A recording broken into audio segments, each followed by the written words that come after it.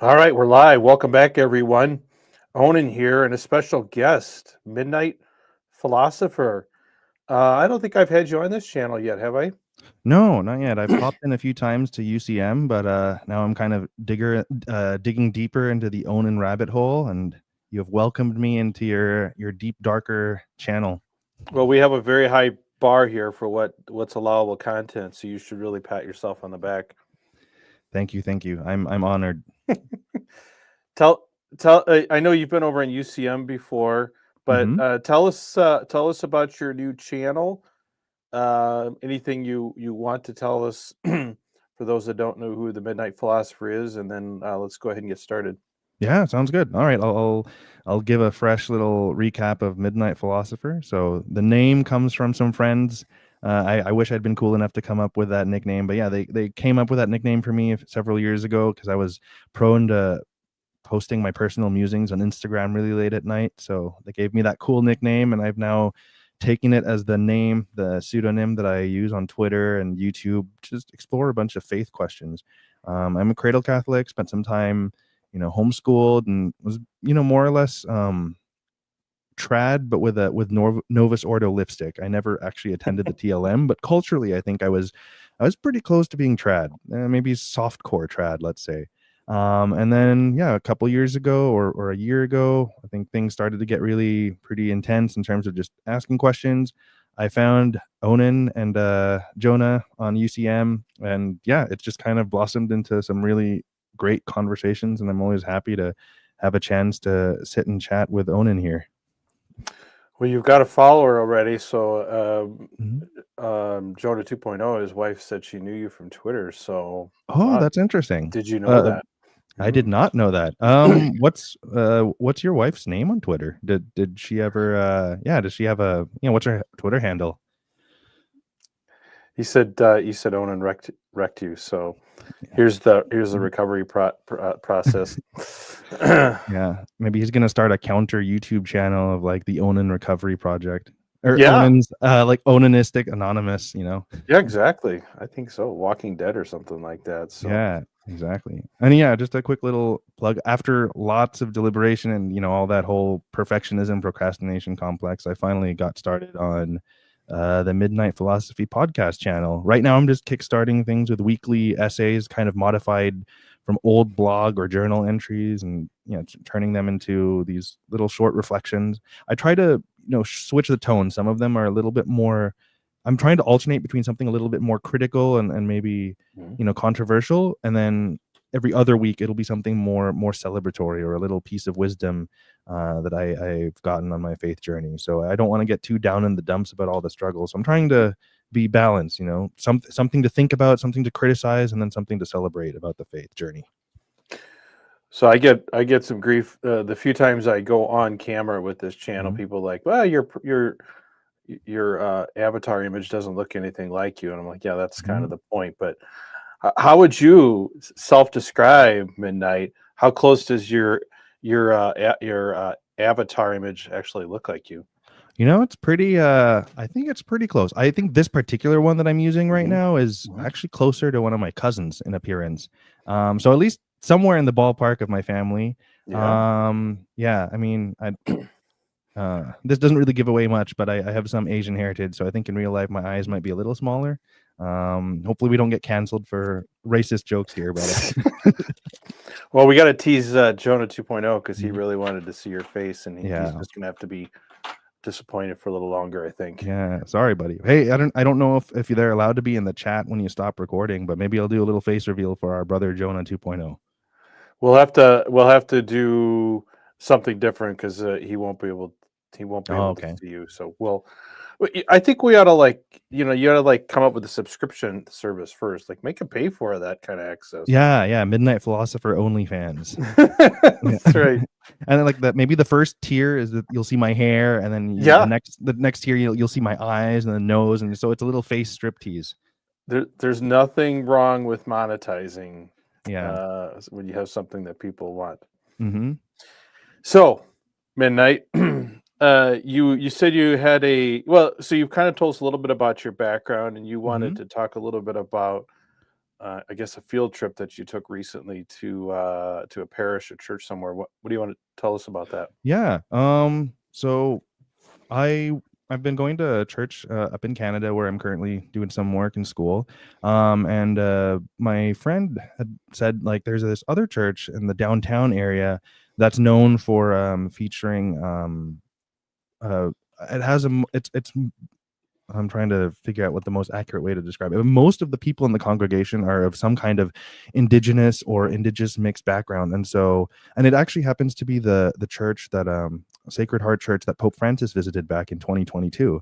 Hmm. So and I think you can kind of tell why it's the type of church that Pope Francis would visit. I think it has very much his sort of open doors spirit, and so they included a lot of indigenous elements into their practice, which is very different from what I grew up around. I did really grow up with a tradish Novus Ordo with incense and bells and communion rails, which is all really beautiful, and I really do like Latin chant.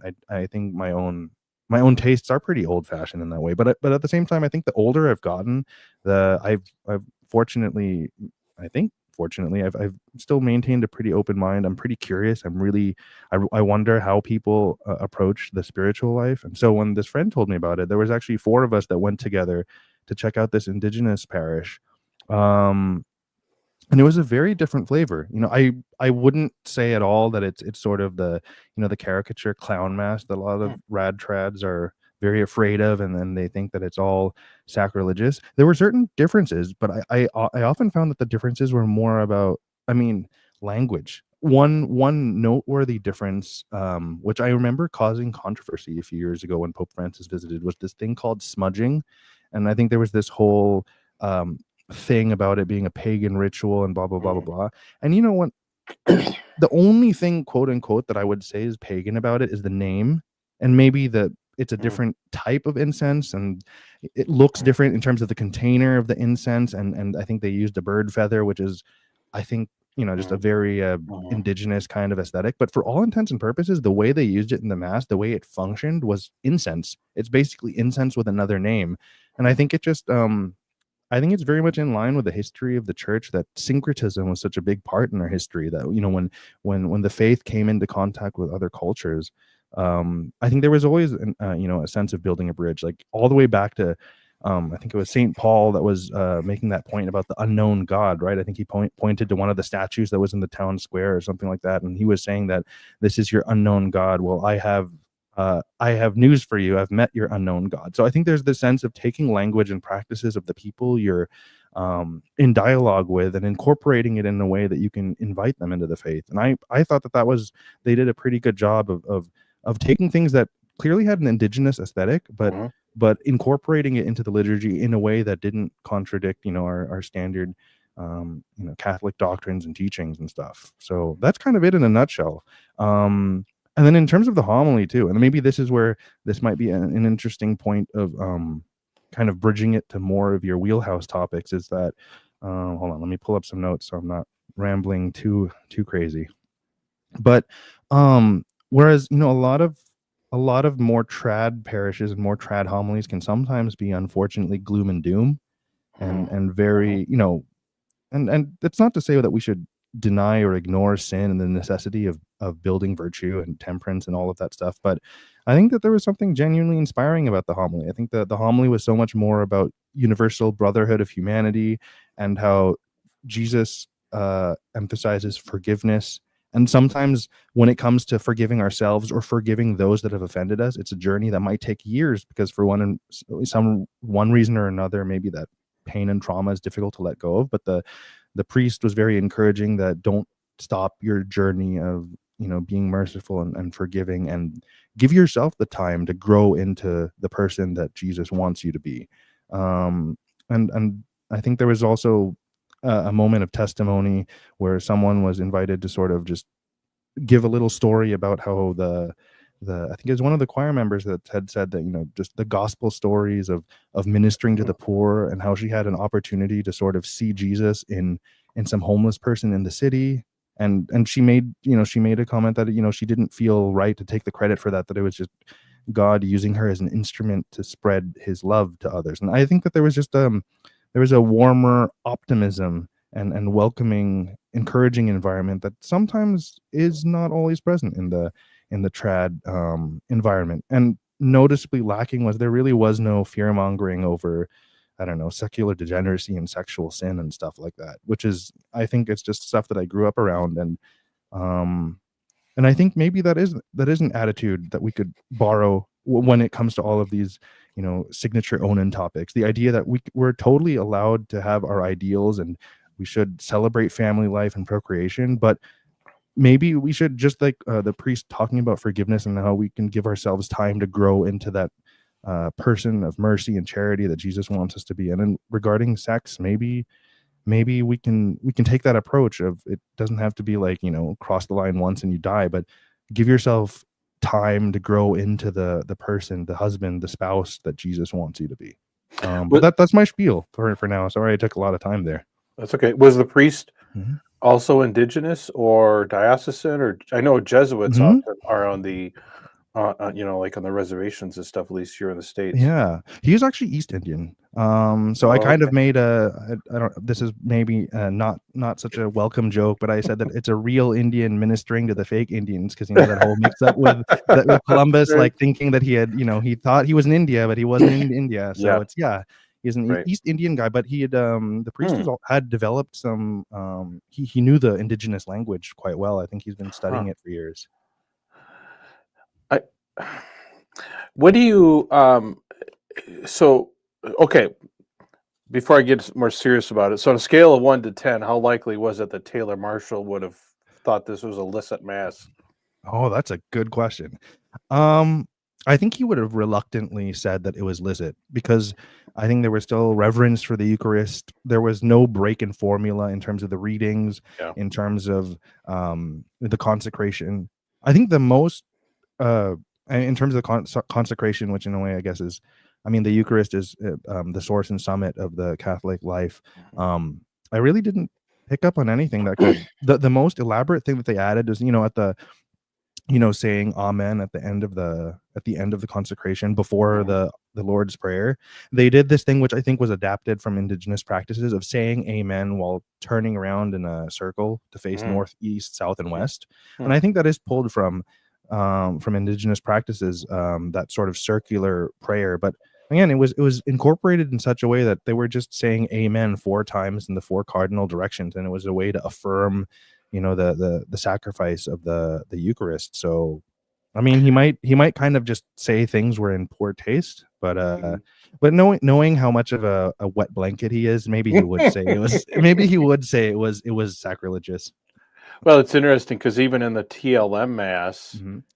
um, the is I'm trying to think if it's the final gospel, Hmm. the priest goes off to the left side of the altar and faces east. I believe that what is it, east or north? No, north. So I think the back altar typically faces east, and then when they do the final gospel, they go Hmm. to the left side and they're basically preaching to the north, which so the directions are important, and they're preaching the gospel, I think, to the heathens or the Gentiles or whatever. So you know, there's a Hmm. certain element of that orientation and stuff in the Latin mass, but of course they Hmm. wouldn't.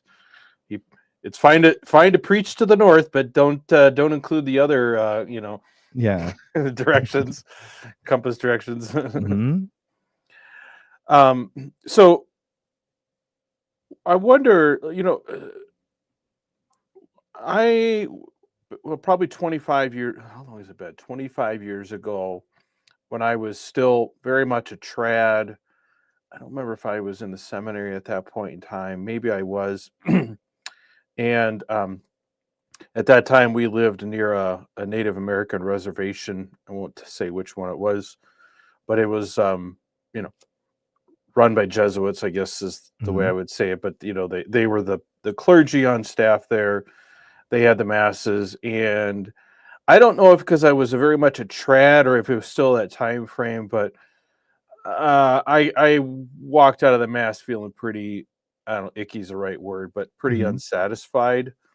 because it was almost the worst of all worlds. It was sort of that Jesuit in a bad way, I guess, approach to it, and then they kind of mixed in some of this indigenous stuff, and I Mhm. don't know. For me, I found that super annoying, and but yet it seems like things have changed, um, even in the last 20 years. So, like, even most Novus Ordo masses have gotten a lot better from the standpoint of there isn't a lot of, as it doesn't seem to be as much monkey business going on, and Mhm. there's reverence. And to give an example, when my wife and I were in Arizona, we went up to the Grand Canyon, and we spent the night on Saturday and Saturday night over Sunday. So we were looking for a place to go to mass, and there's a small chapel, very small chapel within the national park, um, that I think he must be a retired priest from California,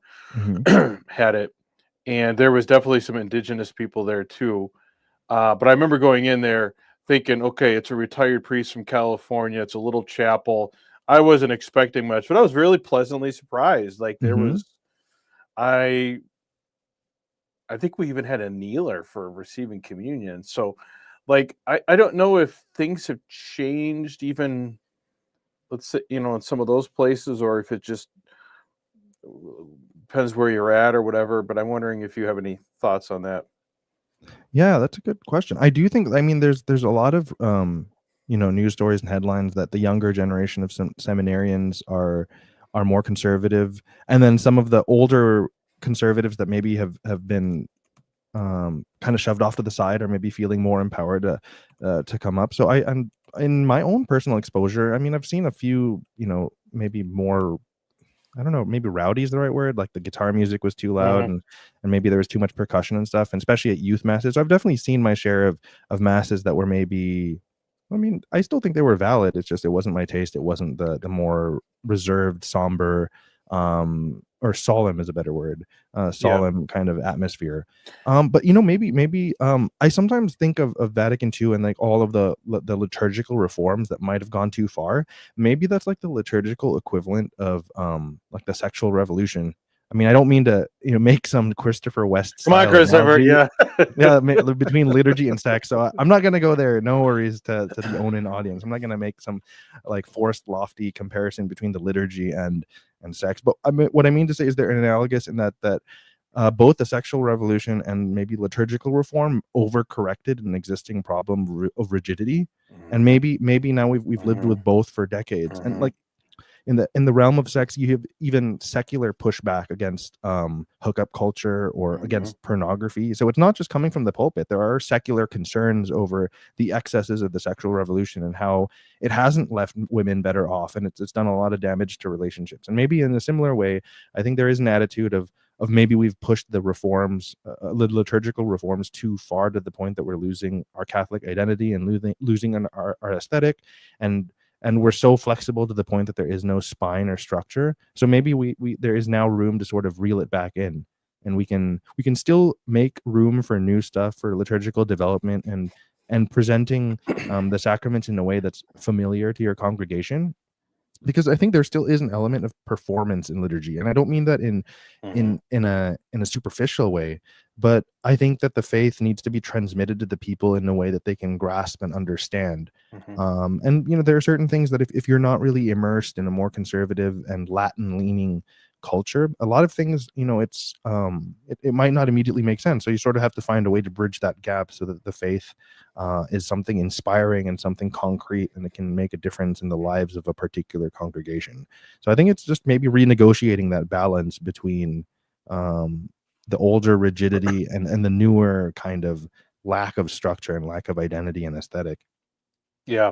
No, I think that's right. I think I mean, just for example, so our church, our parish church, is an I don't try to think of how old it is. Maybe I don't think it's 100 years old, 75 years old. So well before Vatican II, and I've seen pictures of it. It used to be very pretty, all the Mm-hmm. white back altars and all that, and it was pillaged pretty badly.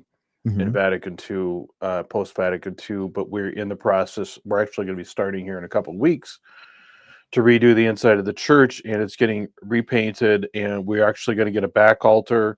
I believe we're getting a communion rail, and it's just a Novus Ordo parish. I mean, it's there, but there does seem to be this pendulum swing Hmm. uh, back now.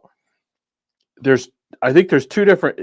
I think this does coincide with the sex stuff actually, because I think you have in the church, you have, I think, justifiable reaction to when we kind of hit rock bottom in the really poorly done guitar masses of the 70s, 80s, and even 90s, Hmm. which led our family, to the TLM. And I understand why people go to the TLM, because you go to that week in and week out, and it's pretty demoralizing.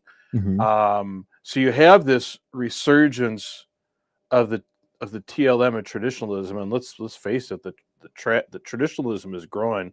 Hmm. The Latin masses are full, but I think also within the, let's say, the mainstream Catholic world, I think you're seeing a rebound in a positive way, and I do think this is, in many ways, there's a parallel here on the, let's say, post Humani Vitae world, where now you have, along with traditionalism, you have the Hmm. folks like Harrison Butker, who was the kicker for the Chiefs, and Yeah, yeah, the guy who made a very kind of, yeah, yeah, he made, yeah, I remember yeah, that. yeah. He, Hmm. he's a he's a successful John Farrell, right? Hmm. And you see people. I think even our beloved Jonah 2.0 feels, is a little bit in that category of, we need to really, you know, Humani Vitae was a horrible mistake. Hmm. We need to go back to the way things were, Hmm. which I'm not sure that what they're talking about actually is the way things were, but at least it's the caricature of how people think things used to be. But Yeah, yeah. then there is, I think, and I hope, an alternative path where people are saying, well, let's not just throw the baby out with the bathwater. We don't need to go back to the way things were. There's a reason why it happened. Now let's learn from our mistakes, and let's head in a little in a better direction. I think that's kind of what I think we're trying to do, at least, hopefully. Yeah, I would agree with that, because I think this, man, maybe I am just going full Christopher West with all the liturgy and sex analogies. Man, that stuff is just, it just sneaks up on you. I never thought I would see so many parallels between liturgy and sex. God help us all. That's But right. I think you're right. I'm kind of in the way that, like, the rigid liturgical rubrics and the more dogmatic approach to Catholicism, I think, does Mm, offer a more solid, I think, to borrow a Jordan Peterson phrase, something like a structure of meaning, and I think it, maybe there's a greater sense of you're locked in the cultural identity. But I think with a Novus Ordo, and this isn't a value judgment, but I think there was a certain necessity in the Novus Ordo and the liturgical reforms, in the sense that, um, I think with a faster spread of information and faster, and more diverse immigration, it's very difficult to make the TLM work widely in a multicultural environment, and mm, that's just a crisis of the modern world. That's yeah. I don't mean to imply one way or another that immigration is fantastic or immigration is bad. It's just, it's a neutral reality, and we sort of have to grapple with how does faith kind of survive and thrive in a multicultural environment, and negotiating that balance of, especially in the Roman Rite, most of it is um, more of a Western European aesthetic, which might not immediately make sense or appeal to everybody, and it's just a natural tension. And kind of in the way that we've lost a sense of structure in liturgy, I think you could make a case, I think Catholics in general rightly make a case that, post-sexual revolution, I think we did, there was less of, by removing all of those social stigmas and taboos, which certainly did cause harm and cause lots of tension in marriages, I think put women in disadvantaged situations and even abusive situations. I think by letting go of all of those taboos and all of those traditional structures, I think it could, I think it in large part does explain the prevalence of hookup culture in a way that I'm not saying that hookup culture never existed, but it's so out in the open, it's been so normalized. Mhm. And I think in some ways, even though I don't particularly like a really rigid, dogmatic, you know, the gender roles of women should always stay at home, which is of course a misremembering of history, that's not how it always was. But I think by losing some of the more quote unquote rigid elements, then you sort of have, now gender is just so amorphous and can be defined in any way depending on people's mood. I don't mean to I don't mean to make a caricature of people that are more liberal minded with regards to sex, but I do think that there's a lot of, you know, you could legitimately call it confusion and a lack of structure in how, you know, society generally handles sex and gender nowadays. Are you a fan of The Office? Oh yeah, big fan. So the images coming to mind is Casual Fridays. Mm-hmm. You know, where they're like, it just gets increasingly casual, Yeah. sweatpants. Meredith's Mm-hmm. got body parts hanging out. Yep. You know, and it is sort of that. So this is where I mean, the strongest argument that the traditionalists have, I would say, both on the liturgical side of thing as well as uh, the sex side of thing, is what it maybe lacks in what would I say, flexibility and empathy. It makes up for in consistency and predictability. So you go to a TLM mass in Indonesia, in Germany, and South America, it's going to be the same thing, right? Mm-hmm. And if you follow the protocols, you can be confident you're getting a valid mass. You're validly, you know, you're receiving our Lord. It's a valid consecration and all that. And in the same way, if you follow the traditionalist approach to thing, let's set aside the marital debt thing for just a moment. But everything Mm-hmm. else, Yeah. you never use birth control. You you know, whatever. Um, I think you can be confident you're not going to step across any lines. The problem is, like I said, what it offers in terms of consistency and predictability, it lacks in flexibility, and that rigidity can, in fact, you know, be, you know, have its own consequences, which I think is why we had the liturgical and sexual revolution. Mm-hmm. And and I think I'm I'm sensitive to the argument or the fear that if you start to open up, if you start to give people a little freedom and flexibility, they'll just take it to extreme limits like Casual Friday. Mm-hmm. Maybe more so in the sexual realm of things, just because of how our natures work and how reptilian the sexual drive is. Mm-hmm. I would But agree with that. Yeah, for sure.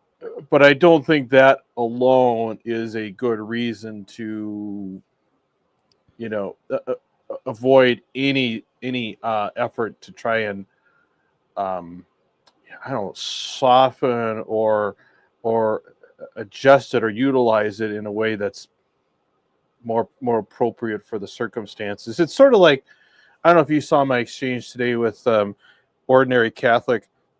I made the mistake of making some generalizations about how men and women are, Mm-hmm. and she, you know, rightfully so, took issue with that and said everyone's different, every marriage is a little different. And I'm like, I actually agree with that, which is why the one size fits all, the you must follow this rigid set of rules in your intimate life Mm-hmm.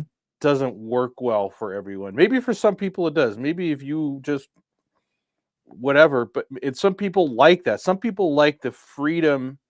I'm saying not the freedom, but the security that comes with a lack of freedom. Like, just tell me what to do, give me the boxes to check, and I will do it.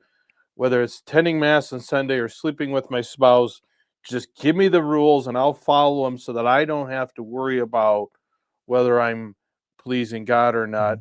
But not everyone operates that way, and I don't think we all necessarily have to. I don't think that's actually how it's supposed to be. Yeah. In a weird way, there is something kind of Orwellian about it. Like that Hmm. slavery is freedom. And I don't mean that to say that the church is maliciously trying to play with our thoughts in that way, but I think just at a practical level, it's sort of like how in the military you have a chain of command and you can't have every private questioning every colonel, questioning every general, and so on and Yeah, so forth. yeah, Um, you sort of just need a chain of command so that the yeah, army functions as a whole. And if you yeah. kind of, take that analogy with the body of Christ and the human, each kind of, each family is the basic unit of a smaller society, of a larger like nation state, and the world and so on, that there is that chain of command, and I guess maybe there's that practical, or we've constructed in our culture the practical need that even things in the bedroom need to be so heavily regulated, Hmm. um, for that, sort of, so that we do function like a procreation army in a sense, and everything is properly ordered. But as you said, it's at an individual level, not everybody works that way, but also just there's so many factors depending on the society you live in, or your economic circumstances, and your kind of your and to a more personal level, just people's different love languages and how they sustain that connection Hmm. throughout the hardship of the that comes. We really don't need to try to make life difficult. It just is. That's the default setting, and um this kind of compounds the difficulty when we're so rigid about it. I think there's a, I think there's an element, a natural element of tribalism, and people like to be special and different from everyone else. Like I think there's something very tribal about how we are, even Hmm. in the church. And so I think on the liturgical end of things, I mean, I think people don't want our mass to look just like a Lutheran a service, or Hmm. a Anglican or whatever. And I get that. Now, I mean, I don't know that that should be the litmus test, but I think there is this sense that we are Catholic. We are. I think most of the time we feel we are better, and maybe we are. Maybe we have Hmm. we have the fullness of the faith. So we want our life as Catholics to be noticeably different from everyone else. Otherwise, what's the point, right? What are Hmm. we? What's the point of being Catholic if we're just going to be like everyone else? And I could sort of appreciate that, and I think when it comes to the sexual stuff, I think that is in many ways why people are reluctant to soften it all on the sex stuff, especially the birth control thing is obviously the most. I think you ask everyone, that's something everyone understands makes Catholics different than everyone else, right? Even though Yeah, yeah. most Catholics don't follow that necessarily, everyone Mhm. understands that for Catholics there's no birth control, right? Yeah. Yeah, at least on paper, and I think it Yes. was the Lambeth Conference. Am I remembering that correctly? That's Yep. where the Protestants had The agreed to. Anglicans, yep, back Yeah, in the the Anglicans. 1930s. And that still is a recurring talking point that the Catholic Church is the only one that's ever been, at least on paper, not necessarily in practice, but always been consistent in its Yeah. teachings. Of course, with NFP, I know maybe there, maybe in the last century or more, there's been some variations of a rhythm method, but in terms of like a really reliable NFP method, that's really only a product of the last century, right? Would you say? In Yes, I terms of would all say the, yeah, sorry. for both, I would say both Mhm. for NFP and for contraception, we haven't really had. I mean, we've had a Mhm. we've had a reliable contraception a little longer than NFP, because I'm not sure we yet have real Yeah, reliable NFP. yeah. Um, but yes, I mean these are all you know developments of the last century, really, or just a Mhm. little longer than that. Yeah, Um, because I guess when we're really, yeah, when we're comparing, like, NFP to a condom, the intent is the same, to avoid pregnancy, and if we're gonna believe the statistics, the numbers of, in terms of the percentage of accuracy is comparable between NFP and condoms, and really they just make such a big thing about the identity of, like, well, Protestants use latex yeah, and Catholics don't, and it really yeah, does boil down to that. And whether you're using, like, something that you put on your private parts, versus we're gonna play with timing, and we're gonna play with measuring mucus or temperature, or all of that, those other things, but functionally, in terms of the practical result, I mean, it's not contraception in the sense that, like, you're literally putting a physical barrier, but it's effectively contraceptive. I think I think I think most people look at contraception and they look at NFP. If you study it all, you understand there's a significant difference. I mean, there's an obvious difference. Otherwise, everyone would use NFP. There's a reason why most people don't use it. It's not. Hmm. It's because it's really hard. Like, yeah, you can have the same intention, you can have the same outcome, but Hmm. one doesn't let you have sex most of the time, and the other one does. So there's an obvious difference between the two of them. But then I think we can't just say, well, one's allowed and the other isn't because the one's too easy. Yeah. Even though I think subconsciously that's probably what's going on. So they got to come up with this. Well, one is, affirmatively and artificially removing the procreative end. The other one Mhm. respects it and all that. I think if you talk to military people and Marines especially, so I have a son that's a Marine, and so I talk to other Marines, and the thing you'll hear is when I went man, they've made boot camp so easy, right? When I did it, we were real men or women, and they've made it easy and whatever. There is this element of that in Catholicism where it's supposed to be hard, and if we make it easy, that's somehow, like I said, we're just becoming Protestants. We think of Protestants as the ones that went looking for an easy way out of things, and there may be some truth to that. I mean, I think by nature we all tend to look for a path of least resistance if we can, but I don't think that. I think just saying, well, we're going to take the harder path because it's harder is a really, I don't know, backwards way of Yeah, no, approaching life.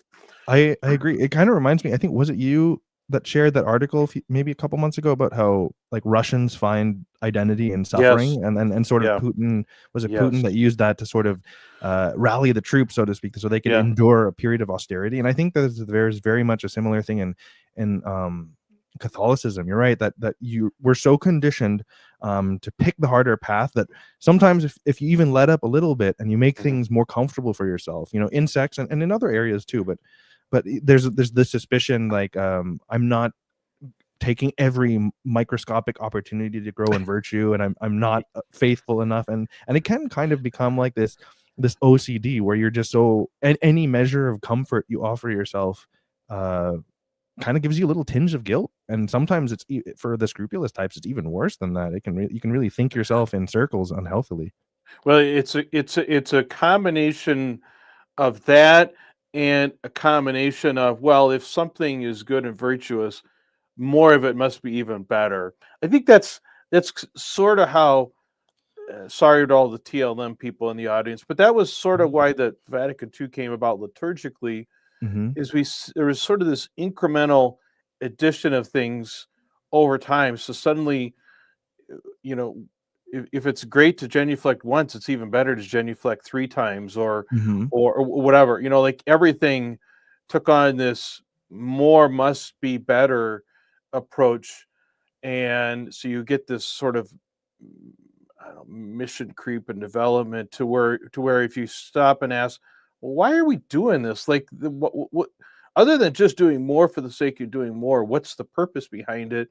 Mhm. And people don't even know anymore, right? Well, this is the way it's been. This is the way it's always been. It must be a reason behind it. Well, maybe there is, maybe there isn't. And I Yeah. think I think there's a lot of that can be said for the sort of the sexual rules. And let's be honest, you ask someone, give me your best argument for against contraception or even, other acts, solo, whatever. It's, well, that's what we've always taught. Yeah. And I get it. We're a Catholic people. That is important, but it's not as compelling, I don't think, as, well, let me lay down the 4 points for you why it's wrong. Mhm. Even if this is a brand first time we ever encountered this issue, here's why this is wrong, or this is why we should do this instead of that. Yeah, and I mean, especially that, with modern science, like, we can in fact verify that, like, sperm is not a living creature. It's just Yes. ingredients that, Yep. may, or and it's also a matter of chance, that it's not every single, PIV moment of intimacy results in children. But it really is like that's that's just core genetic material between the sperm and the egg, but Yeah. independently they're not. Right. And also especially for men, that we really, I mean, what, every moment of ejaculation is like millions or billions, I don't remember, but it's an absurdly A high lot. number, right? Yeah. Yeah. And we continue to produce that for much longer than women, in the sense, so we have just an excessive supply. I think the argument would be much more straightforward if maybe it was literally like one sperm and one Yep. egg, Yep. and also maybe a higher than, at least a higher than 80% chance that every time you have sex it leads to a child. If I think if the numbers Yeah. were that high, you could really, there's a much clearer uh correlation or causation that this is the only purpose it serves. Um but yeah, I mean, the fact that we have an excess of sperm, the fact too that, like, it I mean, it doesn't seem, on the face of it, it doesn't seem to make much sense that male and female orgasm is achievable through alternate means. Like, I mean, I'm sure that there could have been some way to design our bodies that there was no Mm. alternative way of Yeah. orgasming, you know? It could even be something that I for lack of a better word, not toxin, but maybe chemical. Like maybe the woman's Hmm. private part would secrete Yes. some kind of the lubrication would have some kind of Yeah. triggering effect, that's the only thing Right. that could trigger orgasm. It is very strange that we have all of these alternate means of orgasm. um Kind of related, a very short tangent, but one of my relatives just recently confided in me that he's been having some bedroom issues, but he and his wife still want to still are trying for a child. Hmm. And so they've kind of done this improvised in vitro fertilization of, even though he can't always perform and he's not able to finish inside her, he'll finish outside and then use his hands to sort Hmm. of insert the Hmm. sperm so that they can still try for a child. So it seems that, like, I think Pick and Choose is very fond of the Swiss Army knife analogy. So Hmm. if procreation is the goal, we have some other means to extract or ejaculate genetic material so that we can pursue, uh, procreation. But then also for medical issues or for personal issues, maybe if a husband and wife need to be connected, but procreation is not a feasible option, maybe that is nature's way of giving us some pressure release valves, you know? Yeah. I mean, I think it was Kevin Nod was he was commenting on our UCM, our most recent UCM episode, and he was. I think Jonah and I briefly talked about, like, why a couple, you know, let's say they've been, they're in that menopausal phase, why they can't use a condom once in a while, if it, it's the only thing that's keeps them from long periods of abstinence. Like, why? Like, what's the? It seems like the harm being done there is different than the, young fertile couple that has, should maybe be taking this procreation thing a little more seriously. Where's the harm there? And like he said, like, the condom has a failure rate. Like, it's a pretty, Hmm. like, what is more likely to result, even if it's accidentally or through God's providence, to result Hmm. in procreation? A couple that's using a tiny piece of latex, or the Hmm. couple that's abstaining entirely. Abstaining makes it nearly impossible, if not impossible, for God to make, procreation happen. And then, I think if you carry that one step further, I mean, the own is special, like Hmm. that. Is there, if we really wanted to encourage people to have kids, just tell them to do that. Yeah. People are going to fail at it either, or, whatever. They're going Yeah. to change their mind halfway through and say, oh, let's go all the way, kind of thing. Yeah, So there is absolutely. this there's this weird um there's this weird tension between the rules and practice, and this the rules and theory, which are based, like I said, on this so-called causal relationship between sexual acts, orgasm, whatever, and procreation, when it really isn't. I think Bernard Lonergan, Mm-hmm. That was his big argument was, well, if you look at it, there really isn't a causal relationship there. I mean, you can't really say that procreation is the end of sex, because at best you have this whole series of strange statistical realities that fit together, and if you do enough times, and it's going to Mm-hmm. happen. But it's like you said, it's anything but causal, except in my household. It's Yeah. pretty much causal in my household, but we're kind of Yeah. an anomaly. Yeah. You were blessed. You were the Abraham of the new age, Oh my gosh. Your Just descendants gently will be let as off the brake, and you're yeah, you're the Abraham of the new age, buddy. You're just yeah. your descendants will be like the stars. Which is why my wife is not taking chances during Mm-hmm. menopause. She's like, I'm not. So, Yeah. so yeah, one thing I wanted to talk about. Well, let's okay. So our dear New England buddy, Mm-hmm. yeah, you're a weird guy. I could see you going to a clown mass with liturgical dancers, and then handing out pamphlets about the marital debt in the parking lot, Jonah. You're a I don't know what to make of you yet. You just you don't you don't fit nicely in any Uh, camp. was it Walt Whitman that said something like, "I'm vast and full of contradictions"? Like maybe Yeah, that's our right. buddy. That's our buddy over there, vast That's and full right. of contradictions. Hey, Yeah, don't change 2.0. Be yourself, man. yeah, yeah. We love you. We're glad that you hang out with us. But Mhm. well, here's the one thing that's been on my mind, Sure. actually, and I kind of know how you feel about it, but I really I wanted to.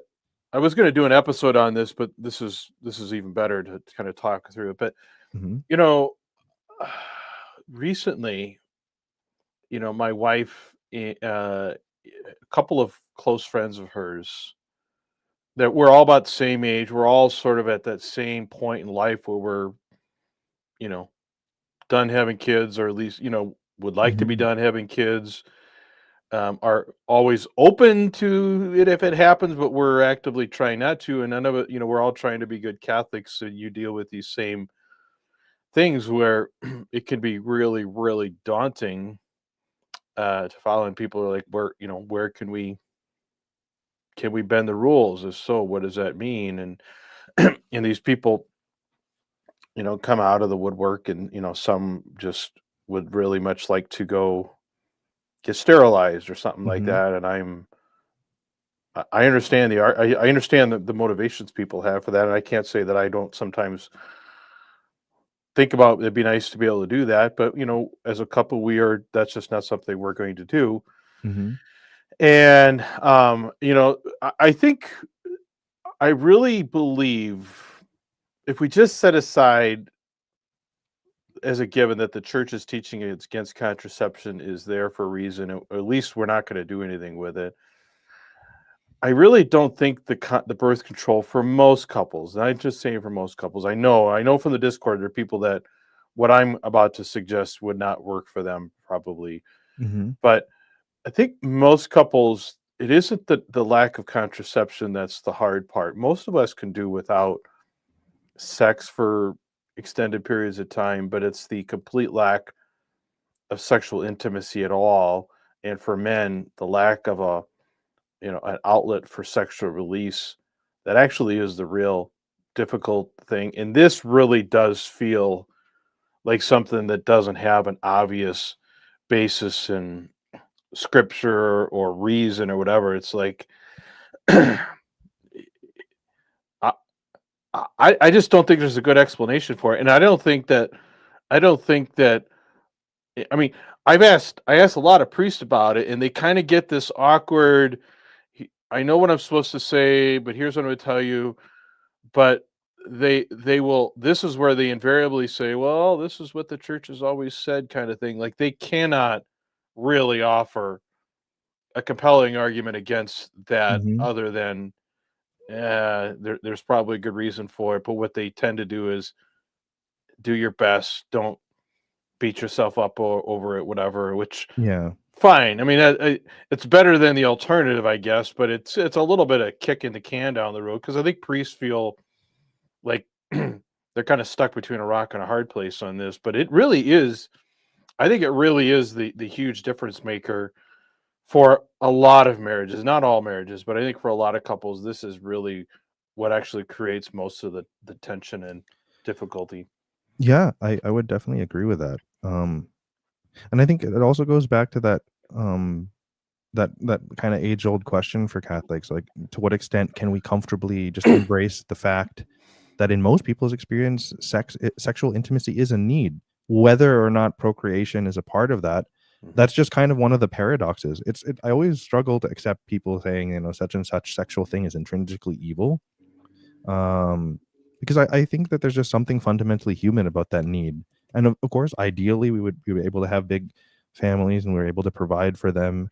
But yeah, I mean, kind of just taking like glancing at 2.0's comment about just having kids and stop thinking about it. Like I think I mean I think in many things in life that if we just do it and stop thinking about it, like it can get Hmm. us in a lot of trouble. And I think when you're dealing with something as sacred and a huge responsibility as bringing life, I don't think we should stop thinking about it.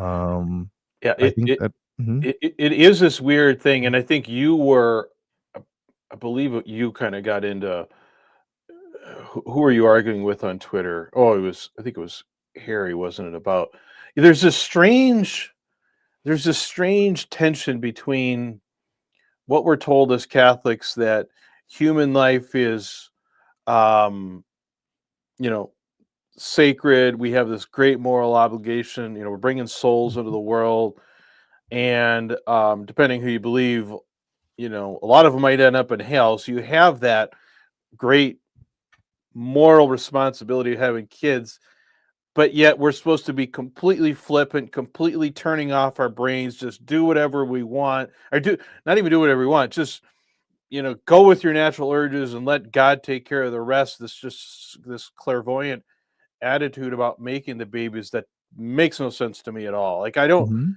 I don't understand how you reconcile those two things, and I don't think you can. Yeah, no, I agree with you. I have to admit, like with that little exchange with Harry and maybe a few others on that thread, I think a Dominican priest, like was it Father Total Ben, even chimed in. I never responded because I didn't have a good response for him. Yeah. But I definitely was a little bit more gloom and doom for the purpose Yeah. of conveying my point. Yeah, I exactly. didn't mean to be super dark and dreary with that post. But yeah, I was just trying to highlight that Yep. absurdity that you pointed out that I think the best motivation to bring kids into this world is that you do believe that there's something beautiful about the journey, the pilgrimage on this earth, and that there's a certain measure of yeah, yes, struggle, challenge, the opportunity for growing in virtue and building character. But I think fundamentally there has to be something more beautiful and hopeful that you could confidently feel that it's something that you could share with the next generation, and hopefully they share it with the subsequent generation. And I think that when you're sort of cornered with a hardcore hardliner mindset of like, every time you're feeling the itch, you got to invoke the marriage debt, and there's no contraception, and it becomes this kind of this slot machine game of like, are you popping out kids or not? And there's this sense of anxiety um, that I don't think is a good starting point when you're raising kids. And then kind of like when the wife has sort of had enough because her body is just kind of, it needs a break. Um, and then you have all of this unresolved sexual tension, and then the marriage goes cold, and kids are sensitive creatures. They'll feel something is wrong with the air in the household. And I think that that is just a natural byproduct of being such a hardliner about the letter of the law. I I know firsthand in talking to my wife, we some of the conversations we've had just in the last month or so. I mean, that's one of the things she's talked about. Because we've talked about sort of our up and down journey, and how the number of kids we've had has impacted our intimate life, and vice versa. And she's like, it's hard, like, men do not appreciate kind of the mark that's left when you get pregnant, when you weren't necessarily planning to, or maybe were actively wanting not to. Mhm, Like, yes, you could say, okay, God must have wanted it, or whatever, but inside your mind, you now have this fear built into sexual intimacy, because what if next time we really need to not get pregnant? Mm-hmm. and there's a fear. I don't. The word trauma gets overused now, but there's a trauma like reality to that for women who, they bear the absolute brunt of child rearing, Mm-hmm. of child uh, procreation, birthing, rearing, and all that. And I get it. Like I tell my wife all the time, how the hell did you let me have 9 kids with me? Like what? Mm-hmm. Nature does creates amnesia, I think, at some point in time, but it's absolutely true. Like as a Catholic couple where you can't, you're not, let's say, using birth control, you don't have any absolute confidence that you can, engage without getting pregnant. Like it does affect things, Mm-hmm. and it should. Like it should. We shouldn't just assume that it's normal for that to happen and people aren't impacted by that. Yeah. Yeah, kind of related. I think there were a couple of members of the Discord that were, and Hmm. a couple of our lady friends that were discussing in graphic detail how some of Yes. the health issues that occur when, I Yes. mean, every woman's body is different, and some might be more resilient than others. You could literally get some pretty violent physical trauma, and it takes a while to sort of heal from that. Um, but and also kind of relating to an earlier topic about couples needs to be the couples need to be intimate, as especially when spouses work life doesn't align. I think someone was particularly talking about how NFP just wouldn't work because of how often her husband was out of town. Yeah. So even Shorts. even if Yeah. you're not, yeah, if you're not using NFP, you're not using or even if hypothetically if they were using condoms, like just the nature of the husband's work life is going to put them mostly in a state of abstinence. Hmm. um and if you happen to have a work schedule where you're home always during the fertile days, I mean, that utterly kills your intimate life. Yeah, and I think that is the. I mean, I get. I know. I know Jonah is just paranoid about the slippery slope, and you got to draw the line somewhere, or whatever. Hmm. But uh, I just think. I just think it's wrong, or at least we need to be acknowledged that the price that some good people pay, that other some people carry a much heavier burden of this than others because of their life circumstances. Now, I'm fortunate enough that was never our issue. Hmm. Our biggest challenge in life has just been we're just very fertile. Like, and it's like I don't mean to like take that for granted. I know there's people that struggle with the opposite, but our biggest challenge legitimately has been we are just very, very fertile. So NFP is difficult because in order for it to work, we just have to be like absolutely careful about it, right? And Yeah. and so everyone, most people carry the burden a little different way, and I'm okay with the idea that that's some of that's by design, but as you've said, some of this is just, I think, self-inflicted for no obvious reason, or even we're not. It's such an inflexible standard. We're not even allowed to like look at the unique circumstances and say how the heck is this helping this couple's marriage, and or worse, like why does this couple need to have their marriage constantly attacked and worn down by these rules that are not doing anything for them? Maybe they're upholding, they're protecting us as a whole from the slippery slope, but this couple's marriage is being destroyed as a consequence of it. Yeah, I agree. Well, going back to the previous comment from Jonah, I'm also if if you happen to still be in the chat, Jonah, I'm kind of wondering if you could clarify what you mean by perversion. Because that's a broad, sometimes too much of a catch-all term. Because I think most people, are just satisfied to be with renew their love and intimacy with their spouse. I'm sure that there's a few people that lack a certain amount of self-control, that maybe they're just addicted to stuff on the internet, and they're always looking for novelty, that they seek Yeah, more novelty than union yeah, with a specific person. yeah. And those people, they should hopefully there's a support group that can help them overcome that.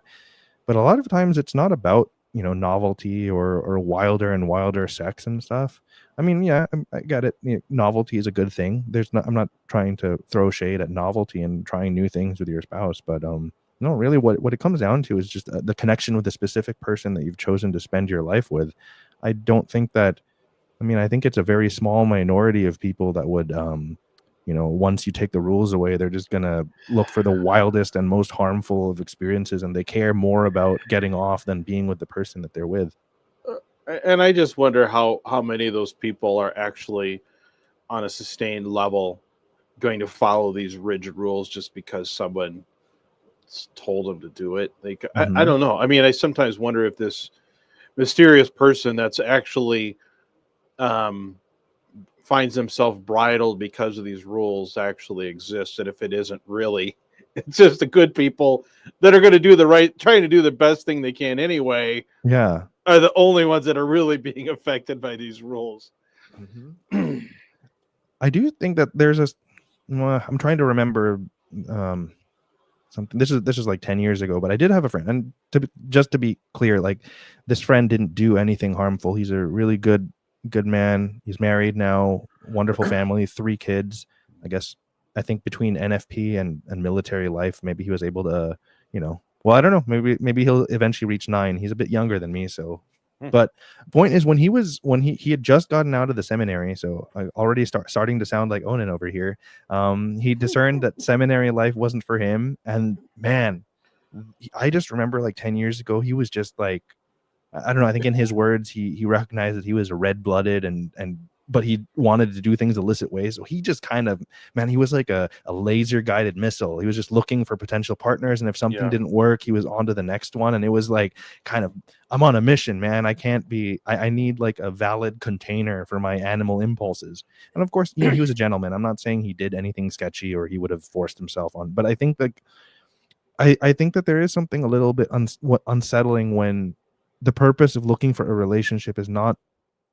I mean, you're sort of using the faith as a calculator of like, oh, can we make this work in the long term, and you're not sort of letting attraction and friendship develop organically, but it's more Yeah. like you're sort of clouded by your urges that you need to repress until you have a proper outlet for them. And I do think that, like, I'm not advocating for the polar opposite where you're just hooking up and or you're Hmm. doing solo and looking Hmm. at stuff on the internet. I'm not advocating for that at all, but there needs to Yeah. be a healthy midpoint that you unfortunately, I think it's a biological thing, and like kind of you said, our reptilian brains, where we sort of do I mean, we kind of do need post nut clarity sometimes. Yeah. It's a Yeah. weird paradoxical thing that I don't think I could comfortably call intrinsically evil. It's certainly paradoxical. It's a shame that sometimes we really just need to release some pressure. But yeah, I think when your primary motive for whether it's looking for a partner or for having sex with your wife who's been pregnant X number of times, and being cornered by one valid place of release, I think it can get you in some pretty big trouble and maybe lead you to some unfortunate decisions in your relationship life. Yeah. I mean, I think this repressive at all costs attitude that we tend to see as Catholics a lot, I think is a real problem because it's it's one thing to like really just kind of white knuckle and just like you get through boot camp, so to speak, right? It's Mhm. another thing to do that for a sustained long period of time. Like most of us just can't live in that complete conflict with our inner selves forever, and then eventually when the dam does break, it tends to be catastrophic as opposed to like I've gotten lazy or sloppy here, let's rein it in again. I think just the dam does just kind of burst for some people because of that, and I don't know. I mean, it's you know it is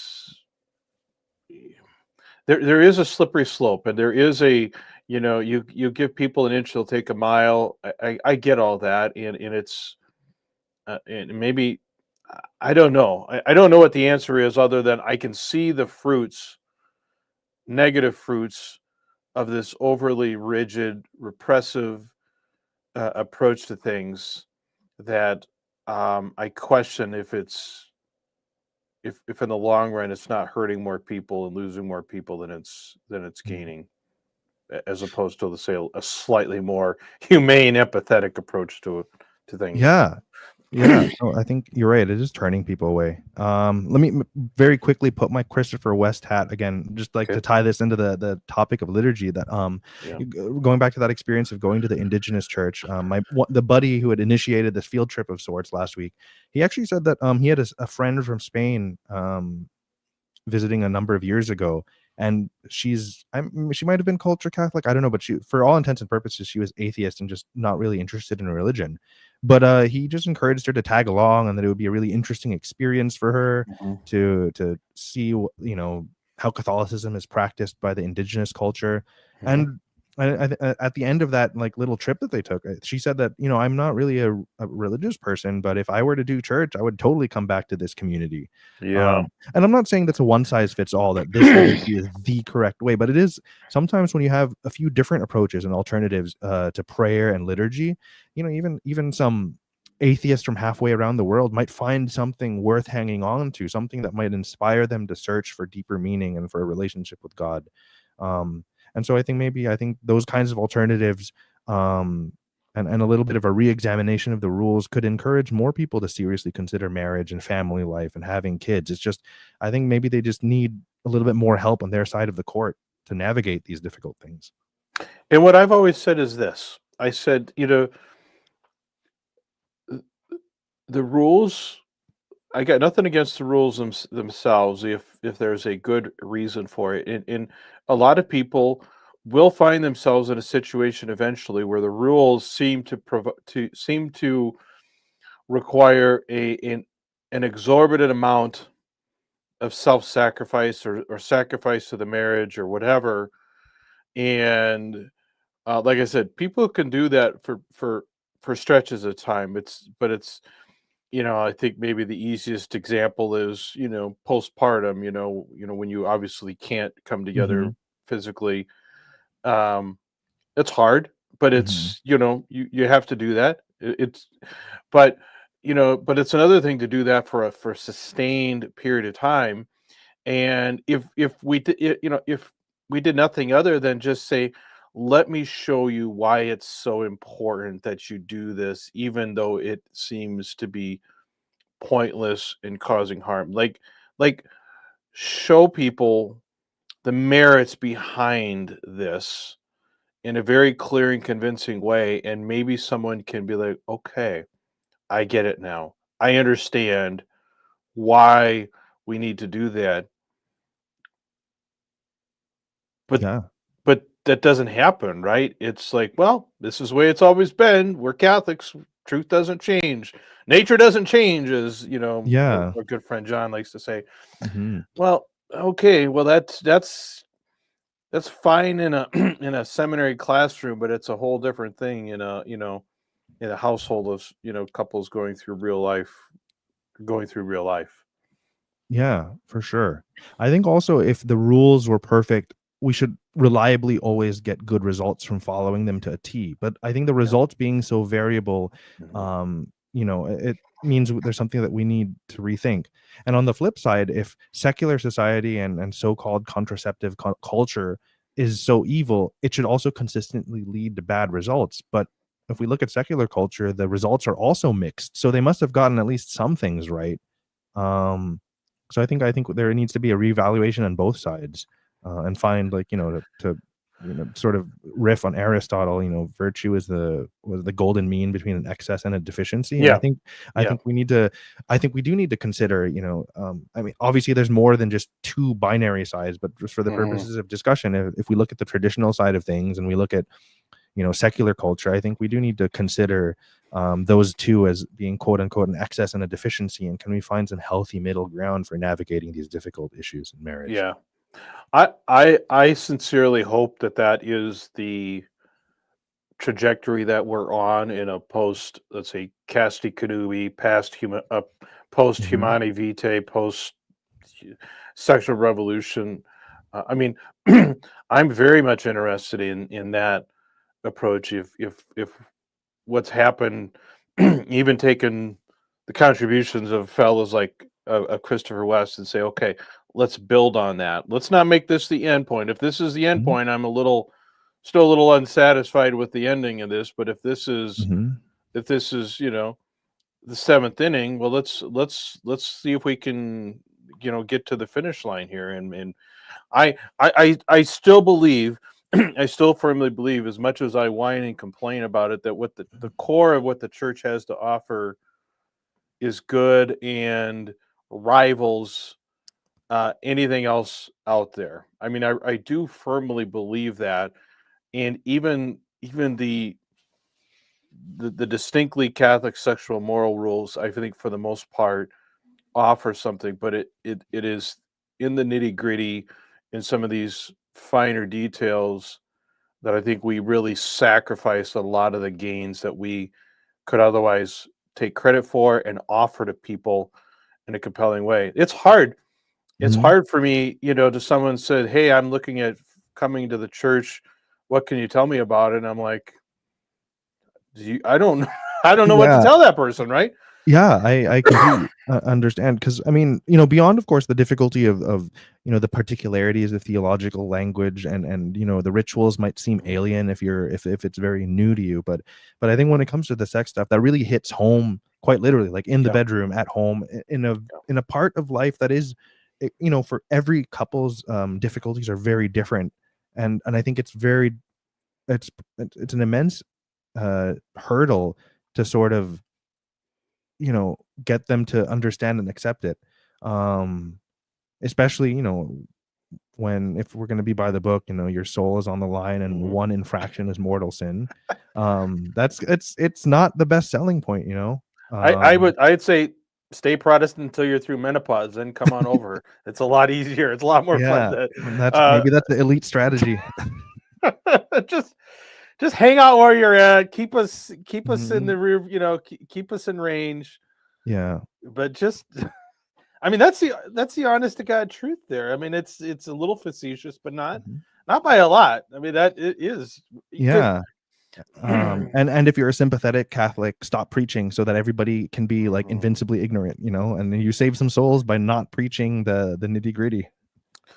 Yeah, I mean I know that when I was a trad, it was so easy to be like rah rah, like let's go bring everyone into the faith because we have the fullness of the truth and I Mhm. want that for everyone. And I still feel that way to an extent. Yeah. But now there's this accept or these but like I there's something about the blissful ignorance of not being part of this that I don't want to take away from someone. Mhm. Like I said, at least I till they're menopausal. yeah, I agree with you. That and that's the tough thing. I think yeah, I think on my last appearance in UCM, one of the things that we had talked about was like looking for a kind of joy and peace in the faith that you Yeah, could confidently share. And I think that when you get caught up in these rules, you do lose that joy and that peace. yeah, Um, and so much so that in the midst of your own search for that, it totally feels hypocritical to be gung ho about inviting new members because you're still sort of sorting these questions out for yourself, and you right. can't really sincerely, well, you can't give new members what you don't have, which is that joy, that peace, and that confidence, and in that current situation. Yeah, and I mean I going through this already with my kids and stuff. Like I mean I don't know. It's what I would say. It's a little easier because I don't know. We're kind of stuck. We're sort of Yeah. stuck with it this point in time. Like they're Hmm. all baptized. We want to raise in the faith, and I genuinely want them to remain in the faith. But and honestly, I don't know whether I should introduce them to the things that bother me because maybe they'll get through life just fine without it. I think that's unlikely. Hmm. So I don't know. I don't know how much to prepare them for, and I mean part of me genuinely would discourage them from getting married if the trads are right, if Jonah 2.0 is correct. Yeah. I honestly would say, you know what, because I know, I mean, not to toot my own horn, but I've seen my kids, and they're not Mhm. as disciplined as I am, and I'm not a super disciplined person, Mhm. and they're going to struggle. They're going to struggle for sure, maybe more so than I do, Yeah. and I don't necessarily want my Have some of kids the to. older kids started asking questions or seeking your guidance in the, kind of navigating dating and all of that? Not really. Um, we've had well, I guess our oldest three are in pretty serious relationships Mhm. or have been in serious relationships. We haven't gotten to the point of talking about the NFP and all that kind of stuff. I mean, Mhm. they none of them have gotten to the point where they're serious about getting engaged and married and stuff like that. But I Mhm. don't know. I mean, I'm really honestly wrestling with Yeah. whether and when to burst that bubble a little bit. Yeah, and just sort of who's gonna initiate that conversation? Should you wait for them to sort of, "Hey, dad, I wanna It's talk to hard. you," Yeah. or are they kind of waiting for you to sort of Yeah. step in and, Yeah. "Hey, kids, it looks like you're heading in this direction. Why don't I, give you a few nuggets of insight that might, help you navigate this next phase of life?" Here, I got this podcast you guys need to listen to. It'll tell Yeah, you everything exactly. you need to know. Yeah. "Hey, wanna join the Discord group?" That's right. Yeah. Uh, yeah, it's I don't know. I mean, there was something something special about being blissfully ignorant, but at the same time, I also feel very blessed because my marriage really has never been better Mhm. right now, despite all Mhm. this, and in part because I've just there's some of this stuff that I just refuse to be constantly, chronically, frustrated by it. That's just something I've decided to do, and it has made an immense difference. Yeah. But you know, I don't know. Yeah, I caught a little bit of Kevin on Tradicath's stream, very little bit earlier today. He had a Catholic on who kind of said something along the lines of embracing the tensions and the contradiction, and he was Mhm. very much in line of a with a spirit of Catholicism that's a product of, I would say, a product of Pope Francis's papacy. And so I think maybe there is something to that Mhm. the rules are always there and we need to consult them as we navigate um yeah, navigate the difficulties of this life, but there's got to be a way to not treat the rules like a minefield, but just they're guardrails that exist there for a purpose. But hopefully, not every infraction is going to trip a landmine and But blow us to smithereens. well, exactly, and that's just it. I've tried hard. I hope no people have gotten the impression I'm just like just throw all caution to the wind and ignore all the rules. That's not what I'm saying at all. Mhm. Um, like again, like and I get people on the people hear me and they're like, why you say that, and then you say you wouldn't use contraception anyway. What the hell's wrong with you? Like I'm just I think if the church just said, you know what, being against contraception in most circumstances is part of who we are. If if there was some allowance for extreme circumstances, like I said, some of the people who their spouses travel, they have very irregular cycles, like allow an escape hatch, escape clause, if you will, for some of those people. But for most of us, here's the deal: no contraception. If you're going to engage in the conjugal act at all, it needs to be open to life, but Mhm. use your reason and discretion and whatever to manage the rest of the time. I think most Mhm. Catholics could handle that in a way that wouldn't be easy, but it would be manageable. And I think they would find that their marriages more or less thrive for the most part, as opposed to just being sort of constantly in survival mode.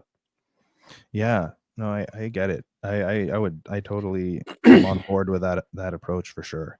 Yeah, I think being perpetually in survival mode, I think Yeah. there's another term for it. I wanna say that there's the psychological term for it. I think it's something like hypervigilance, Yes. that constant state of anxiety. And, Yeah. you see it manifest in, outside the sexual realm too. If maybe you grew up in an abusive household, Mhm. or maybe you grew up under the communist regime and then you Mhm. immigrated to America or someplace that was Yeah. democratic. but you still kind of carry that hypervigilance with you. Like, what if, the government's going to come after me or something like that? It comes from a place of trauma. And I think when that sort of thing happens, because you've been, the burden, there is a certain element of trauma from being burdened by the rigidity of the rules. I think it's very unhealthy, and it kind of chokes the life out of your most intimate union, uh, which is your marriage.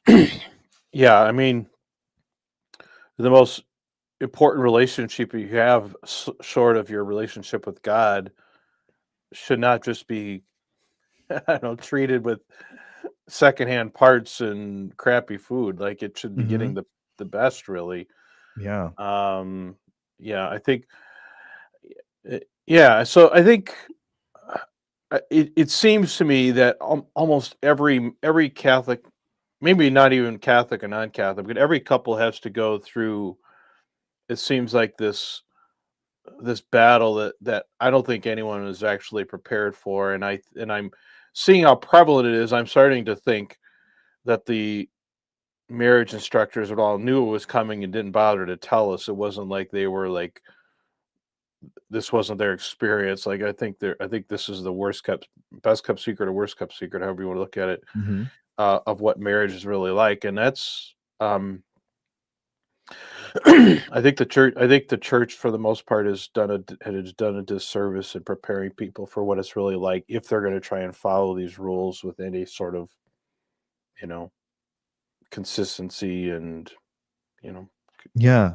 And I hate to sort of, you know knock I don't mean to sound like I'm knocking priests down, but I think part of it too is a byproduct that people that are celibate, with very rare exception. I know that there are some convert priests that are married, and maybe Eastern Catholics or Eastern Orthodox priests that are married, but the vast majority of these rules have been authored by people that weren't really involved in marriage. And so you yeah, really, that limits your ability to understand life in the trenches. yeah. um it's sort of, I think, all right. Trying to think of a clever analogy that's not liturgical. Let's do a military analogy. I think that, for instance, like one of the dangers of, let's say, drone warfare is when you're just pushing buttons and Mhm. manipulating these remote aircraft to drop bombs on your Yeah, enemies. It kind of removes you from the human yeah, carnage of war, of what and it you're doing, yeah, desensitizes you, right? And right, yeah, that's good in terms of, it keeps us safe, it keeps our people safe, we're losing less soldiers.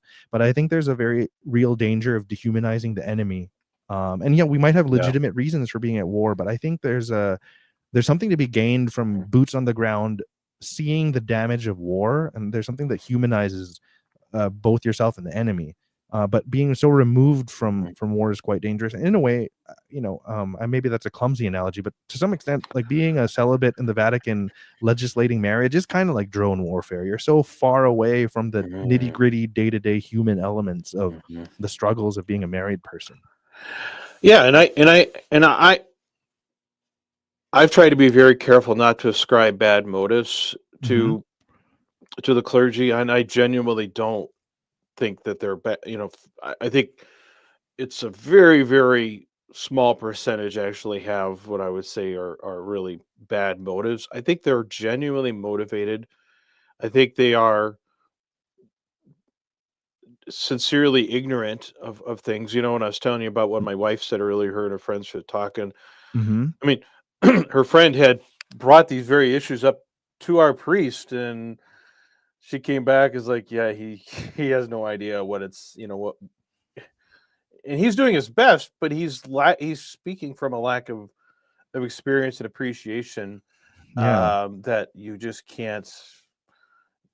can't just teach. You can't teach it in the seminary unless you Hmm. actually experience it. So Yeah, I think the place, and I this is half joking, but also half serious. I think the one area that priests might actually understand is helping men overcome solo, because I Mhm. do imagine that some priests either have a history of solo, Oh, or yeah, even being in the priesthood, it doesn't strip you of your manhood. I'm sure some of them just have healthy, functioning reproductive systems, and they have moments of weakness. So I would imagine that there's a pun not intended, but there's firsthand experience of what it's like to overcome the vice of solo. yeah, But when it comes to marriage dynamics, and your relationship with your wife, and then specifically issues on the wife's end, I think that's really like there's just zero experience in that department. Yeah, I mean, I think that for priests that sort of manage to maintain their innocence, so to speak, and never kind of fell into the habit to start with, Mm-hmm. are going to have the easiest time, because I just compare that to myself, who, until I wasn't married yet, but I was close to getting married before I had any sort of firsthand experience with stuff like that. And once you once once you uncork the bottle a little bit, it's very hard to I think it takes a great deal of effort to go back to fully restraining yourself, as opposed to when you were blissfully unaware of what you were missing out on. Mm-hmm. And I think that, and so if there are priests that have, like, let's say, fallen fallen, and I think they're probably going to be constantly, I think that would be a very terrifying situation to have experienced it, you felt it, and now you're in this constant battle where you never, like, you legitimately never have any um uh, uh, moral outlet for this other than repression, for where, at least for us married guys, for the most part, eventually the NFP chart gives you the green light, and you can, Yeah. or so I guess it depends on the priest, what their situation is. But I've always said, what makes celibacy different than being married is you are on this on again, off again, and it's that kind of in the pool, out of the pool, in the pool, out of the pool. Mm-hmm. That's worse than just being in the pool or out of the pool, right? Yeah, I think you're onto something there. I think that that up and down roller coaster really is it's a whole other struggle on its own. Yep. I'm just chatting with Jonah. 2.0. Mm-hmm. Yeah. Man, thanks for being a faithful viewer, Jonah. Yeah. um okay. Well, hey, I hate to cut the party short, but I'm gonna have to start wrapping it up here and No worries. get a little work done. This was a lot of Mhm. fun. I think we should do this a little more often, because I think these are some really, really important and useful conversations that need to happen more often. Yeah, I'd be down. It's always happy to join you, whether here on UCM. Yeah. Yeah, I think right now I'm still figuring out how to host, so I'll depend on you to host the stuff. But at some point, I'll Mhm. learn how to host live streams on my channel, and I'll have you on too. Yeah, I mean, I would be happy to do that. If you get Mhm. a StreamYard account, you Mhm. can most easily, like I did that with Kevin Nontradikath. Mhm. When we've done it, we can, like, literally live stream to both channels. But um, I will. You should, if you want people to go find your YouTube channel. I guess that's the question. If you Mhm. want to, let me know, and I'll put a link to your YouTube channel over on Twitter and in the YouTube comments, so that Yeah, people sounds can go good. Yeah, follow you. And I'll send you a DM with like the specific URLs to my yeah, YouTube channel. I'm pretty confident so far that like yeah, I've been able to keep Midnight Philosopher stuff, reliably anonymous, and happy to put my thoughts out there. I hope it's of service to some people, and I'm always down for some friendly criticism. Mhm. I'm not easily triggered. No worries. Well, I think being able to, obviously, I say a lot of things over on UCM, but Mhm. being able to speak under um this scenario allows me to speak even a little more freely, so that if my kids do stumble upon this, it's a little, I don't know, a little more anonymous. Yeah.